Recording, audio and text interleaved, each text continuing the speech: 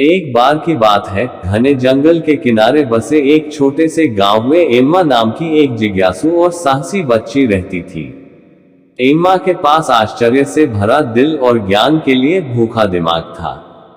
हर दिन वह घास के मैदानों का पता लगाती, पेड़ों पर चढ़ती और तितलियों का पीछा करती।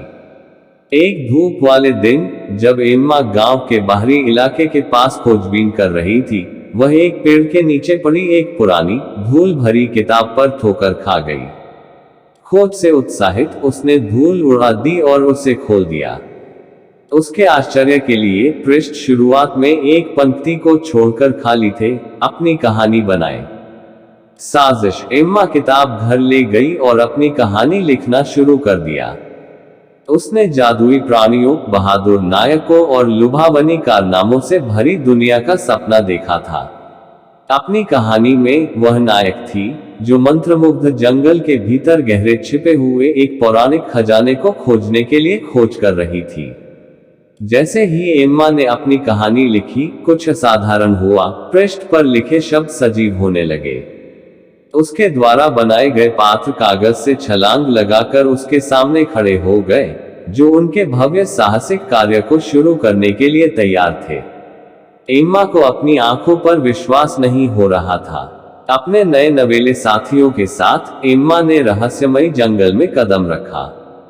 उनका सामना बोलने वाले जानवरों, मंत्रमुग्ध झरनों और रहस्यमयी पहेलियों से हुआ। रास्ते में उन्हें उन चुनौतियों का सामना करना पड़ा जिन्होंने उनके साहस और दृढ़ता का परीक्षण किया। लेकिन हर बाधा दूर होने के साथ एम्मा का खुद पर विश्वास और मजबूत होता गया। जैसे जैसे यात्रा शुरू हुई, एम्मा ने दोस्ती, बहादुरी और कल्पना की शक्ति के बारे में मूल्यवान सबक सीखे। उसने महसूस किया कि उसके आसपास की दुनिया अनंत संभावनाओं से भरी हुई थी, जो खोजे जाने की प्रतीक्षा कर रही थी। उसकी कल्पना की सीमाएं असीम थीं और अपनी कहानी के माध्यम से वह अपना भाग्य खुद बना सकती थी। कई परीक्षणों और क्लेशों के बाद एम्मा और उसके साथी आखिरकार जंगल के केंद्र में पहुंचे, जहां पौराणिक खजाने ने उनका इंतजार किया।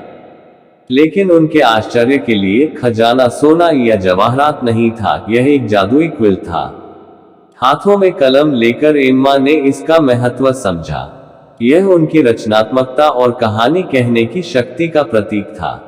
वह जानती थी कि वह इस उपहार को जीवन भर अपने साथ रखेगी, ऐसी कहानियां बुनना जारी रखेगी जो दूसरों को प्रेरित करेगी और उनके दिलों के भीतर असीम क्षमता को अनलॉक करेगी।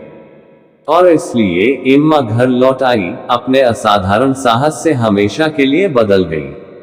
वो एक कहानीकार बन गई। अपनी कहानियों को बच्चों और वयस्कों के साथ समान रूप से साझा करना, उनकी कल्पना को प्रज्वलित करना और उन्हें याद दिलाना कि उनमें से प्रत्येक के भीतर अपनी कहानी बनाने की शक्ति निहित है। और वह, मेरे प्रिय मित्र, एम्मा की कहानी है, जिज्ञासु बच्ची जिसने कहानी कहने के जादू की खोज की और अपने सपनों की शक्ति को उजागर किया।